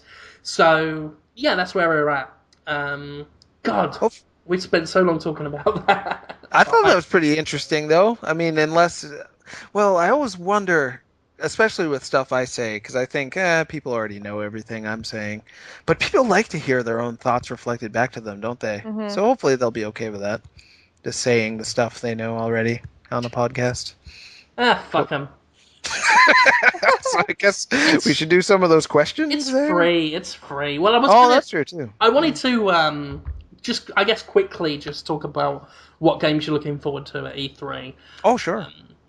And, needn't go in depth, but just name a couple. I'll start with Tara. What are you really looking forward to seeing? I'm looking forward to seeing From Dust because I never played Out of This World, but the art style in From Dust really, really appeals to me. So I'm interested to see how that actually turns out as a game. I'm also kind of wary about seeing more of Dead Island, but I talked about this on our show. I previewed the single player. I want to see how the multiplayer goes, though, because I think it's going to kind of make or break the game for me, since I was slightly underwhelmed by the single player portion. Yeah, it's a lot of melee, right? Melee? It's a lot of melee, yeah, which I normally don't mind, but it was really hard to just move in the game. Oh. And they had us drive a car also, which normally I'm fine at driving cars in games, but I crashed so many times. The guy demoing the game for me was like, well, we never considered that maybe the car would be what keeps people or what people find difficult rather. So Sure. That and there's a lot of bobbing when you walk in the game, which really, really annoys me. I hate it when people put that in the games. Even if it gives it a more realistic edge, I think it's stupid. So other than that, excited to see Sonic Generations, actually. Yeah, that could be great. Sniper Ghost Warrior 2. Don't say a word, Jim. I know I'm saying nothing. And I want to see more of Battlefield 3. I just want to see what it looks like. I don't want to play it. I just want to see it. Sure. And Skyrim. Is that how you say that? You've said that a lot. Yeah, you're saying that right. Okay, Skyrim. Yeah, Skyrim. Yeah, Skyrim. My lovely, mature, intelligent wife, every time I say Skyrim, ha, rim. Yeah, that's actually what I said. That's what I live with. Yeah, I've been saying a lot of Skyrim job lately. Yeah. And Borderlands 2, I know you're excited about. Oh, yeah. I don't even know if we're going to see anything about that, but I would like to. I plan on harassing Randy Pitchford if we get to interview him. And Reverend Anthony Birch will be there, who may be he's working for Gearbox, so he may be working on that game. He might hang out with us, he told me. Well, I should point out that anything that happens with Gearbox now, people think Anthony is behind it. And yeah, I know. I like that. 9 times out of 10, he is not. Just to let people know. It's like every time Duke Nukem says something in a trailer, it's not guaranteed that Anthony wrote it. Yeah, I've emailed him every single line. Will you write that line? Do you write that line? You write that line? He hates it, yeah. But I can't help it. I want to know. Jonathan, what are you looking forward to? I'm looking forward to... Wow, it's a long list. I'll be quick. Rhythm Heaven, Skyward Sword, hopefully Last Story, hopefully Xenoblade as well. I'm looking forward to seeing if they're coming out with Fatal Frame for what console that'll be, whether Wii or Project Cafe. I'm excited about Cave Story 3D, Bit Trip Saga, Resident Evil, both the 3DS games, Street Fighter, Cross Tekken on the 360 PS3, Shadows of the Damned, No More Heroes. I'm actually probably going to get to meet Suda51, so I'm going to bug him to talk about what else he's working on secretly. I want to see if I can like Gears of War finally. I've heard Gears of War 3 is a lot better than Gears 2. I want to like Gears really bad, because it's like Resident Evil, which I love, but more fast-paced. Yet I've never been able to get into the Gears games. They, I don't know, they make me frown for some reason. And that was enough. I could go on, but that's enough games for me. Right? Yeah, I mean, it's an amazing E3, I think, this year. They've got some fantastic lineups. It'd probably be quicker to just list the publishers I'm looking forward to seeing. Yeah, no kidding, right? THQ, everything they've got on offer I want. Everything they're offering, apart from the UFC shit, they can stick that up their ass. Everything else, it's just exactly the type of thing I like. We've got They have Saints Row. they got Is that right? Saints Row the Third, which I cannot wait. I love Saints Row 2 so much. In one of my favourite games this generation. So I'm looking forward to the third ridiculously. You've got Space Marine that they're doing. I'm a big fan of Warhammer 40k, and I love this idea of having shooting and hack and slash all together, and if they make it fluidly work, that's going to be a ton of fun. And the Metro sequel, Metro Last Light. A little annoyed they felt the need to put multiplayer in there, totally unnecessary, but so long as the single player is still good, because that's why I like the game. So, Yeah. hopefully that's good as well. Sega seems to have some great stuff, Sonic Generations, like Tara said. Anarchy Reigns, I am so looking forward to finally seeing how that works. I'm scared. I don't know. Think it's gonna be good? Dude, it's a 3D brawler. It looks like a proper old school, well, not old school, but that brief period of time where we had 3D beat 'em ups. I can't remember the name of it. There was one on the N64. You picked up pennies and punched people with them. On the N64, really? It was on the N64, yeah. Did it have realistic graphics, like Hybrid Heaven? It was as realistic as the N64 could get. It was all. Right. It had a kind of more realistic look to it. It was based in reality. It was an amazing game. It was probably fucking shit, but in my mind, it was amazing.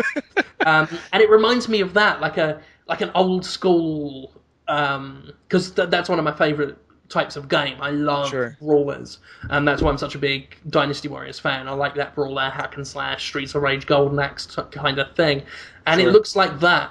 I was worried at first that it would be a straight one-on-one fighter, because I can't get into those. They do nothing for me. But the game modes they've got, they've got a wave-based mode. I'm very big on wave-based game types at the moment, the kind of horde mode and infestation, that kind of thing. So yeah, I'm so looking forward to that. And I think chief among them, I think the thing I'm looking forward to seeing more than anything is Aliens Colonial Marines. Because I'm a massive Aliens fan. I've made no secret of that. So yeah, I cannot wait to see what they've got there. Exciting. We've got an amazing E3 coming up, I think. Yeah, I gotta remember to try Anarchy Reigns. I was getting so pessimistic about it for some reason, but I loved Mad World and I loved God Hand, so hopefully they'll kind of channel the best of both of those. I mean, it looks like that's what it is, like an evolution of Mad World, and I loved Mad World, so yeah. Okay, let's get cracking on these fucking questions, shall we? Sure. Early Rain, I think that's how you say it. Must do. Asks, when someone asks you what your job is, do you ever lie or hesitate before telling them you blog about video games? It's a little hard for you to answer, I guess, Jonathan, because you actually do have another job. Yeah. Yeah, but I do, at my other job, I end up saying I do this. Like, why are you going away all week next week? Oh, write about video games on the internet. Oh yeah, for children, or like, do you like kids? Did you get a degree in like child studies? No, mostly games for grown-ups. Really? They make games for, that's weird. What are those like? Are those like yeah, it's painful. It's pretty. There's a lot of awkward conversation that comes from talking to people over 40 about working for Destructoid. But no, I'm pretty honest about it. Pretty proud of it. Regardless. Yeah, I have no shame in like telling people what I do for a living. A lot of people think it's cool. I guess most of the people I hang out with are my age, so they're always like, "Oh, that's neat. How'd you get into that?" They always ask me how I got into it, and yeah, nobody's really said anything negative. Yeah, I'm in the same boat. Like a lot of my friends are of the guys that grew up in the Generation X, that kind of thing. So they're all game savvy enough, and if I meet old school friends, I've got no shame telling them. I remember I met a guy I hadn't seen in many, many years, and he asked what I was doing, and I said I review video games, and he's like, "That's the best job ever." Yeah. Fuck you, Yeah. So I've got no real shame. My only problem is when it comes to people who don't quite understand it. My grandparents, my nan especially, doesn't quite get what I do. And I explain literally what I do, you know. There's news that happens with video games and I write about it, and then I do some reviews and stuff, and she doesn't kind of get it. But my family's always been about results. So I make money, I have a house, good enough for them. They don't give a fuck what I do. I just remembered a lady that blows my mind. Okay, real quick. I'm going to time it. At our hospital, there's a woman who is like, at the hospital I work at for my day job. She's probably in her early 50s, and she wears pantsuits and talks like, "Hi, oh, how are you?" And I told her last year that I was going to the Tokyo Game Show. She's like, "You're going to be on a game show in Tokyo?" I'm like, nope, I'm going to cover the Tokyo Game Show. Oh my God, I love game shows. Oh, you're on a reality show too? Nope, I'm not on a. And to this day, she still comes to me and goes, "How's that reality show in Tokyo going?" Like, I have no idea. Can't even compute. Okay, all right. What a stupid bitch. Unbelievable. Okay, questions. Where's the thing? Sorry, she's not related to you, is she, or anything like that? No. I just call someone you actually are related to a stupid bitch. I like her, but she can't compute words that people say to her. She's one of those people that gets by her looks. You know the type. All right. Fuck the cunt. Yeah. Morbid Apparition says, garbage podcast that's as informative as YouTube comments. Thanks very much. What? He then recommended some better gaming podcasts, which I'm not going to talk about. But we're a garbage one, and we're as informative as YouTube comments. I appreciate his taking the time, though, to say that. I would never besmirch the man's candor. I absolutely respect that. The man's not afraid to share a bit of criticism. Oh, no.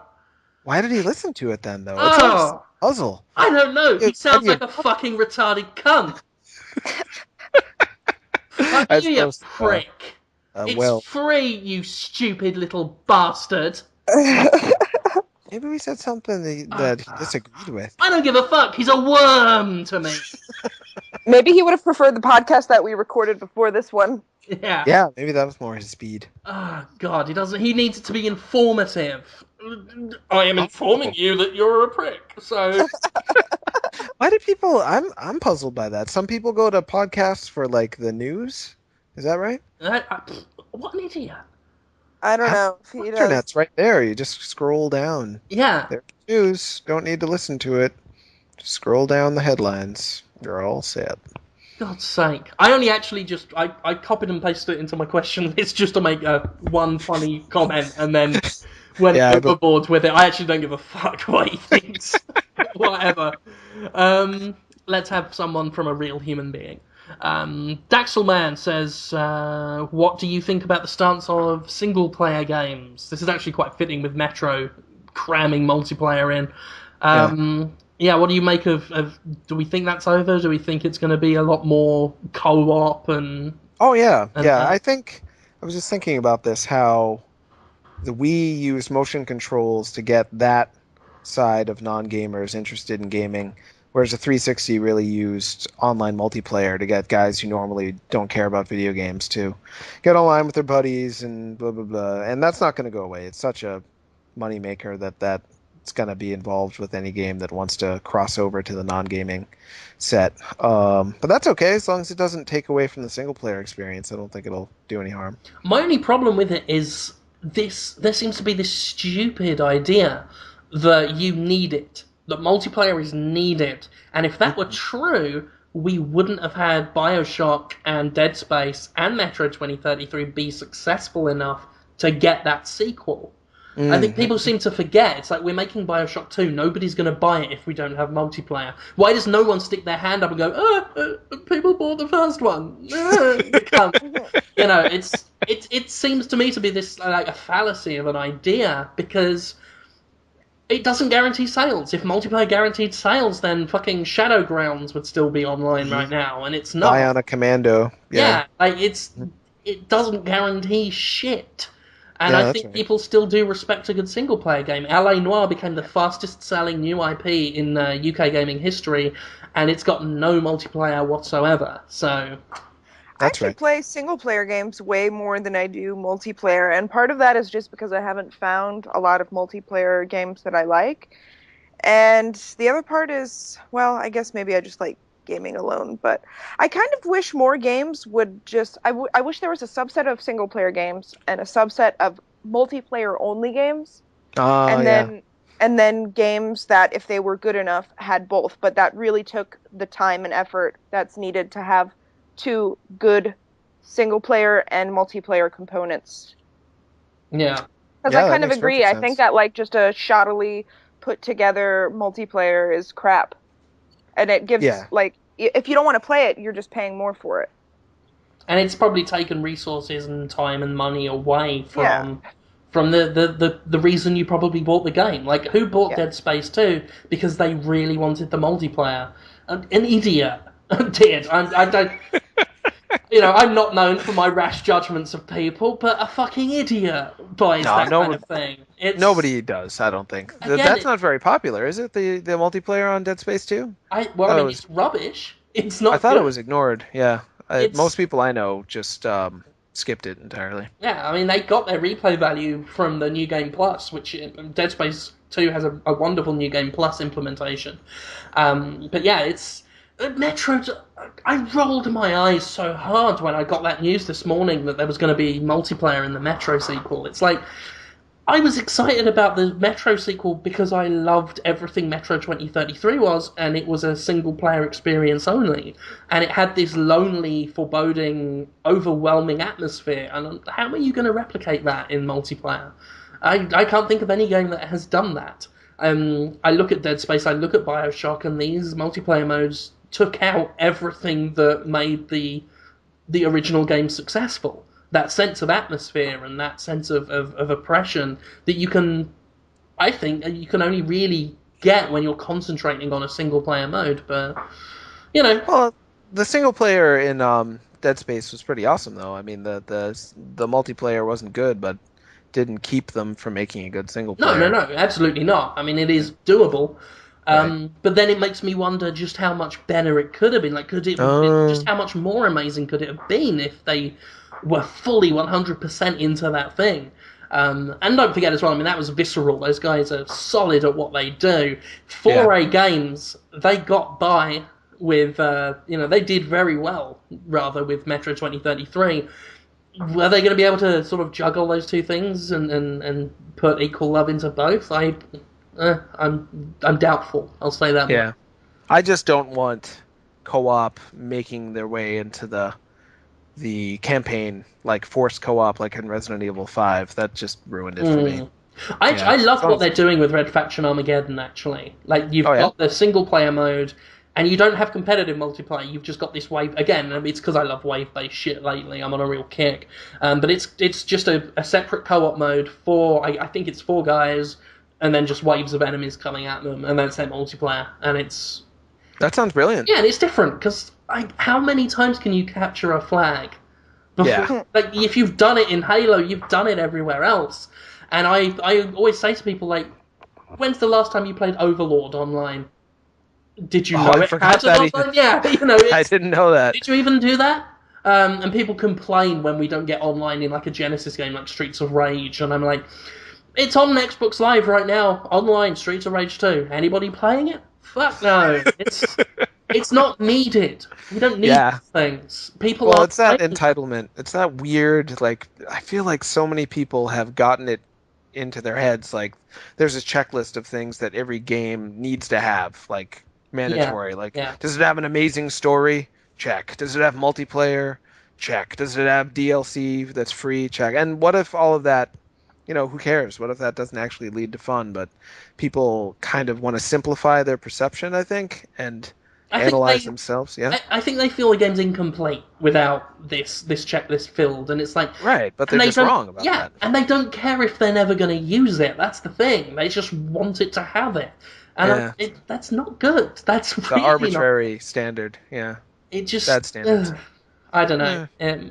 It doesn't sit well with me, especially forcing the co-op into everything. Mm-hmm. I can't say I'm excited about co-op in Fear 3, for example, because that's a horror shooter. Why are they doing that? I They're don't know. doing that? Yeah, I don't know about Aw. anyone else, but when I play a horror game, it's so that I want to be on my own, immersed, terrified, and I don't know how you can do that with some prick screaming down your ear through an earpiece. And to me, co-op takes a lot out of the story because suddenly you're with someone else. You're constantly worrying, like, if I'm watching this cutscene, is the other dude on like wherever he is complaining that he can't get into the game? I feel like I'm on show in co-op. I have to perform at my peak to impress the other guy. It puts more pressure on it, and I'm too busy concentrating on that, and I'm not paying attention to whatever story or whatever atmosphere is being produced. It takes something away, I feel. Co-op isn't bad in all situations. Drop in, drop out co-op in a good action game is fucking terrific. But there are certain games, like, I couldn't concentrate half the time playing Resident Evil 5 because people kept dropping in, and suddenly it changed the way I looked at the game. And I don't know, maybe that's a problem with me, but No, it becomes about, like you're saying, it becomes about your relationship with the other player instead of your relationship with the game, which just detracts from the game. yeah, that's definitely where I'm at. And while I think co-op definitely has its place, I love good co-op when it's done right. There are some games that just I don't think it belongs. Yeah. And at the very least, it should be optional for horror games at the minimum. Yeah. Any final thoughts on that before we move on? Oh no, where's Tara? Oh, there she is. I'm here. Okay. Oh, okay. DeJunkie has this actually caused a little bit of an argument in the comments. I don't know why, but internet. But DeJunkie asked a question I thought was actually quite fun. Do anachronisms and cultural inaccuracies bother you in serious games? For example, Helvetica and zip codes can't even talk. Helvetica and zip codes used in LA Noire, even though they weren't invented yet, or lift for elevator in games set in the US and that kind of thing. Does that ever bother you? No. Not any more than it does in movies, which is none.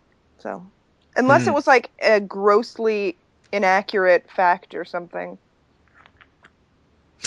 But yeah. I get annoyed when, just because I know the mental health system pretty well, when people are like, the psych hospital, a man covered in tattoos in a straitjacket. They kick him every day and give him his pills. Make him take the pills. I'm like, oh, no, that's not how it works. That's not. Half the people in my psych hospital are like getting suntans and are like, I'd like you to call my mom today. Tell her to bring me some muffins. Not the rotten muffins. Tell her don't bring the rotten muffins. Bring the tasty ones. Make that bitch eat the rotten muffins. Yeah, so that's my. I actually had a hard, only on Wii. had a hard time getting into Dead Space 2 because it starts with that futuristic psych hospital where people are just like cutting their own throats and running around straitjackets, and that's not how psych hospitals will be in the future. Because as of now, the good ones anyway are like going to like a hotel where the doors are locked but the food is better. Yeah. Anyway, enough out of me. I want to go there. You should go. Section? There's people I can't kick out of the hospital right now. There's a guy I'm like, you don't seem to have a mental illness. It'd be pretty neat if you left. You can just walk in. What's that? You can just walk in, just be like, what's up? I'm mental. Where's my dinner? No, he needed to give us a story. He's like, I was thinking about worrying about killing something. I probably wouldn't have done it, but I was thinking about worrying about it. So can I come over? Oh, that is brilliant. I might kill someone if I feel like it one day. Bring on the sausages. That's kind of how it is sometimes. Or you have the other people who really need to be there that want to leave. So it's either people who don't need to be there, you can't kick out, or people that really need some help who don't want to be there. Yeah, it's pretty awesome. I'll have some mashed potatoes with my schizophrenia, thanks. Oh, that sounds like the perfect racket. I might do that if I ever get fired from Destructoid, which will be likely if I carry on with this. What were you saying? Oh yes, the only thing that and it's not that it bothers me, it's that I like to do it to bother other people, is when a German, and this goes for movies as well as video games, but it happens a lot in more recent Wolfensteins, when a German will refer to himself as a Nazi in a World War II thing, and then I get to be all like, the Germans never called themselves Nazis, that was a derogatory term used by the Allies. Oh, they called themselves the. They were the National Socialists, sir. Oh, I didn't know that. They were the And National Socialists, and we called them Nazis as a sort of shorthand derogatory term. Good to know. So when you playing Wolfenstein and there's some Gestapo guy who's all like, oh, this occult power will help the Nazis, and I'm like, well, it won't, because you won't call them that, otherwise Hitler will cut your balls off. So that's a thing. Stevenson pitched, and it's not so much that I think this particular game would be good, but a game like it might be amazing. He pitched The Hangover, the game. Have you guys, I read that. yeah, if you guys have seen The Hangover, it's you wake up with some guys, no idea what happened the night before. One friend is missing, and you have to figure out what happened and where he is. He says like an adventure game, Monkey Island style. I think maybe not The Hangover, but a game like that where you have to piece together something that happened that you have no memory of, put it in like an open world so you could uncover things at any time, and there are clues littered all about, and you get no direction, you just are out there, and you have to find your own clues and then piece everything together. That would be fucking fantastic. It would be like, a better version would be like a Memento video game. Mm-hmm. You guys have seen that? Oh, sure. Yeah, that would be interesting. But he's forgetting stuff as he's going in Memento, so you'd have to take that bit out. You'd have to be able to keep your memory as you play through the game. But still, yeah, the general concept would be great. I actually would prefer, if it's going to be The Hangover, I think Monkey Island style would be perfect. A little low-res graphic of Zach Galifianakis could be hilarious. Animate the mouth and the beard and stuff like that. But your idea is great too, Jim. Wow, everyone's got great ideas right now. Let's make games. Lucky. It's great. Let's we know guys. We know a couple guys. Yeah, actually, I'm annoyed that Halfbrick never followed up. They hinted that they might help me make my game Tank Force Astounding, which I thought was going to be a fantastic game. I don't know. When did you talk about that? Tank Force Astounding. It's about robots with tanks on their arms, like actual wheels and everything that are just attached to their arms, and they punch with them. Whoa. Tank That's Force pretty Astounding. Cool. What else did they do? They just punch each other? That's all you need. That could be a Kinect game. That new Kinect game where you fight on the bridge. I think you just punch guys. There you go. Synergy, make it work. How come they haven't made a Gladiators game? Or have they? They have made a few. I think they have. On WiiWare. Rage of the Gladiator. I mean like a Kinect game. Oh, a Kinect one. Yeah, you're right. Yeah. Tara means, do you mean the TV show Gladiators? Yeah, American Gladiators. Yeah, American Gladiators. Oh, that's what you meant. Oh, yeah, sorry. Not gladiatorial, actual sort of stuff. No. Yeah. I meant American Gladiators. Sure. That'd be great. That would make an awesome Kinect game. Yeah, no way. Oh, that's too bad. Hulk Hogan was hosting that for a little while, the revamp. And he's got a Kinect game coming out. Where you, rip a shirt. Yeah, he does. Yeah. Crush something. Kinect. I'm so sad about Kinect. I know Conrad was talking about doing, we were coming up with ideas of books that Visceral could turn into games, where they did Dante's Inferno. Oh, yeah. Yeah, and Conrad suggested Lolita, which I thought would have been fucking hilarious. What's Lolita? Lolita. Oh, Lolita, the one with the famous. there. Yeah. I suggested The Diary of Anne Frank. Oh, boy. That would be... Make it a first-person shooter, The Diary of Anne Frankenstein. I think that would be fucking brilliant. Oh, well, I do think... The Nazis came for her, now she's coming for them. She's a zombie. Oh, yeah. Zombie Anne Frank. Yeah. That'd be awesome. Totally. Oh, God. Steam for a moment. So where were we?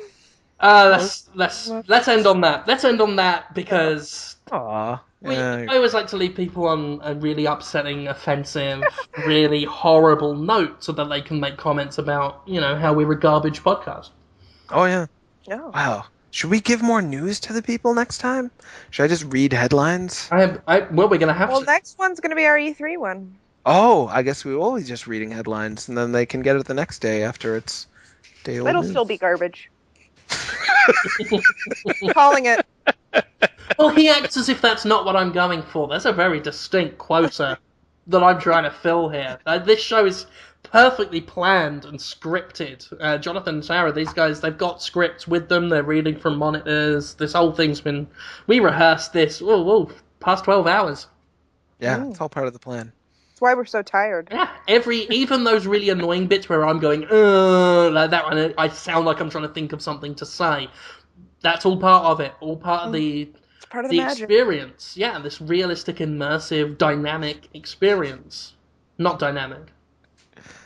Right, but it is dynamic in its lack of dynamicism. Yeah, it's dynamically undynamic. That's right. Yeah. Right, we're going to end this piece of shit. Oh, that's okay. I think I really enjoyed it this time, Actually, guys. it's always fun. It's always Yeah. fun. It's one of the highlights of my week to get here together with you guys and Aww. talk about video games. Likewise. It's always fun. Yeah. Hopefully I'll be less late next time. Sorry I keep being late. Well, next time we will be in LA together. Yeah, that'll be great. Oh, life Better on not the be late. web. Okay, thank you all Okay. for tuning in to our garbage podcast. I've been Jim. I'd like to thank Jonathan Holmes, Tara Long, and Max Scoville, who's off previewing War of the Worlds. Tune in next week. We will be together in E3 time. I will try and upload during that week from the hotel. Depends how the Wi-Fi connection is, though. So hopefully you'll get another one on Wednesday. We will see. If not, whenever. See you whenever. Bye. See you whenever. Bye. Yeah.